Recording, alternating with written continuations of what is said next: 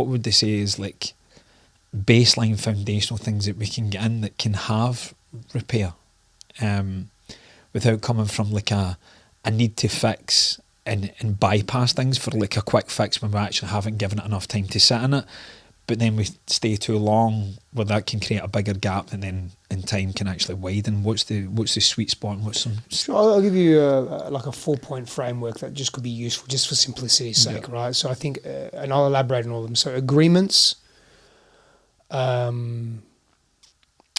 radical ownership, do your inner work as a foundation, and then tools, right? So let's just look at tools and agreements first.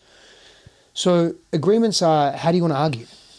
Just consciously, when you're in a regulated place with your partner, with your friend, with whatever, like, if this, then what? Like, it's just hey, how do we want to argue?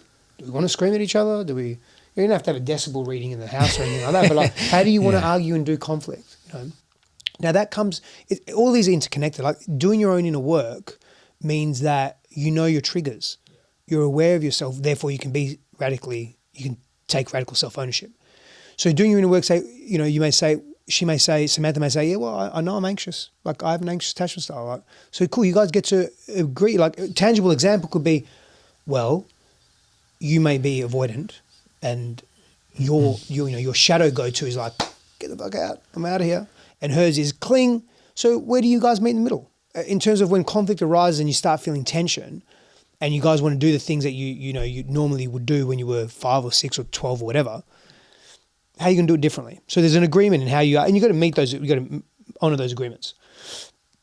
And the radical self-ownership is like, oh yeah, I raised my voice, I'm sorry. Fucking admit it. It doesn't matter. Like, but again, you've got to do a substantial amount, continued inner work to get beyond your ego, right?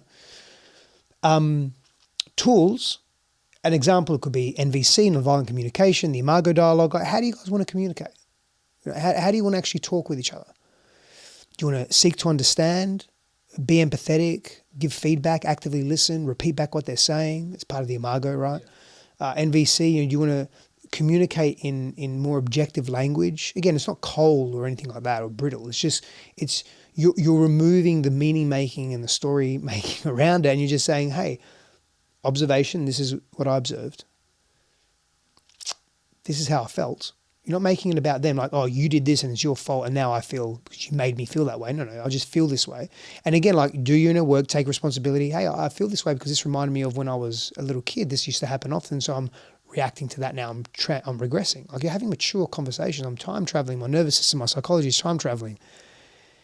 And you may say, okay, well, here's my need that I have around this. I'm realizing what I actually need in these types of situations. Here's a request I have of you. Would you speak more kindly to me, or slow down in your speaking? Just maybe ask me some questions about how I'm feeling. Could you do that? And you may say, yeah, I can do that. So now you're communicating in a very different way, right? So tools, agreements, radical self-ownership, and do the damn work. Do your inner work. I mean, I think that's a good framework for conflict, doing conflict, because conflict's inevitable.